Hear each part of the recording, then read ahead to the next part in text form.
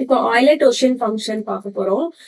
Already நம்ம Euler தியரம்லாம் படிச்சிருக்கோம். அதுல இந்த பை ஆஃப் என் வந்திருக்கும். This is Euler totient function. So இது வந்து ஒரு சிம்பிள் ஃபார்முலா தான். ஃபர்ஸ்ட் டெஃபினிஷன் பார்த்துக்கலாம். Euler totient function denoted by phi of n denote பண்ணுவோம். It is the number of positive integer less than or equal to n that are co-prime to n. That is, their HCF with n is 1.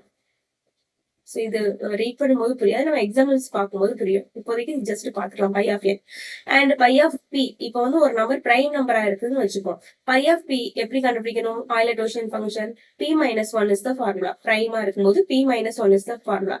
இப்போ p-ஆ இல்ல, p power n-ஆ இருக்கு அப்படிங்கும் போது p power n minus p power n - 1 it is a formula. And general formula பாத்தீங்கன்னா ஏதோ ஒரு number கொடுத்துருக்காங்க, prime நம்பரே கொடுக்கல அப்படின்னும் போது ஏதோ ஒரு நம்பர் கொடுத்திருக்கும் போது நமக்கு ஒரு general formula phi of n equal to n into 1 minus p1 1 minus p2 இந்த மாதிரி போயிட்டு இருக்கும். எல்லாம் மல்டிபிளிகேஷன்ல இருக்கும். And important properties phi of 1 is always 1. n வந்து இப்பதான் பார்த்தோம் இல்லையா, பிரைமா இருக்குது n அப்படின்னா p of n phi of n equal to n minus 1. இப்ப m n கோ பிரைமா இருந்ததுன்னா பை ஆஃப் m எப்படி எழுதிக்கலாம்? m phi of m into phi of n எழுதிக்கலாம். இதுல பை m n கோ பிரைமா இருக்கணும், அதை மறந்துடக்கூடாது. And Euler function is multiplicative not additive.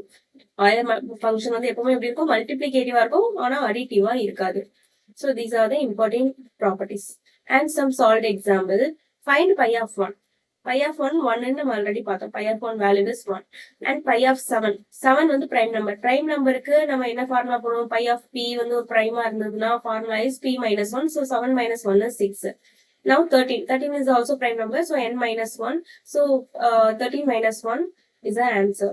இப்போ பை ஆஃப் 8 பாத்தீங்கன்னா it is not a prime number இல்லையா? அப்ப இது பிரைம் ஃபேக்டரைசேஷனா எழுத முடியுமான்னு பார்க்கலாம். எழுத முடியும். 2 பவர் 3ன்னு பிரைம் ஃபேக்டரைசேஷன் எழுதலாம். பை ஆஃப் 2 பவர் 3ன்னு எழுதலாம். So phi of p power n-க்கு நம்ம ஒரு ஃபார்முலா பார்த்தோம். என்ன formula? p power n minus p power n minus 1. So here 2 power 3 minus 2 power 2. So the answer is 4 ன்னு கிடைக்கும்.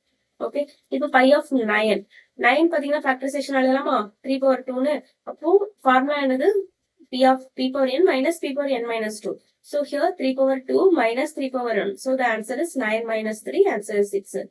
Next one 10 கொடுத்திருக்காங்க. இது வந்து பவர்ல இல்லாத ஒரு நம்பர். பவர்ல இருந்ததுனாதான் நம்ம இந்த மாதிரி ஃபார்முலா யூஸ் பண்ணணும். p power n minus p power n minus 1. But இங்க பவர்ல இல்ல. அப்ப நம்ம ஒரு ஜெனரல் ஃபார்ம், இதுல மொத்தமே 3 ஃபார்முலாஸ் தான். பை ஆஃப் p ஒரு formula, phi of p power n ஒரு ஃபார்முலா, அண்ட் தென் ஜெனரல் நம்பருக்கு ஒரு ஃபார்முலா. இது ஜெனரல் நம்பர் பை ஆஃப் 10 அப்படின்றது. இது 2 into 5 எழுதலாம். இதுல எதுவுமே பவர் எதுவும் வரல.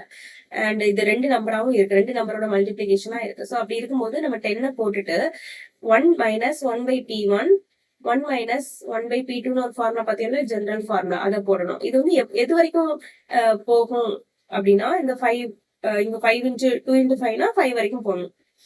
ஓகே, அண்ட் ஜஸ்ட் சிம்பிளிஃபை பண்ணினா you will get the answer. இப்போ பை ஆஃப் 12 பார்க்கலாம். பை ஆஃப் 12 எப்படி எழுதிக்கலாம்? 2 squared into 3 எழுதிக்கலாமா? அப்ப 2 3 தான் எனது p1 p2. அப்ப n into 1 minus p1 1 minus p2. இப்போ இந்த பவர் எல்லாம் நம்ம கன்சிடர் பண்ணக்கூடாது. இந்த p1 இது p2, அதை வச்சு நம்ம சம் போட்டுருவோம். அண்ட் பை ஆஃப் 15 கேட்டிருக்காங்க. 15 the same thing. So here 16 and 18. Now 20 36 இதெல்லாம் போட்டு பாத்தீங்கன்னா you will get the answer. So here 3 formulas are simple formula but important. Pi of p prime number இருந்ததுன்னா p minus 1 formula. Pi of p power n இருந்தது அப்படின்னா p power n minus p power n minus 1 formula. And pi of n ஏதோ ஒரு common நம்பரா இருக்கும்போது n 1 minus p1 1 minus p2 இந்த மாதிரி போயிட்டு. Okay, then conference model next classல பார்க்கலாம்.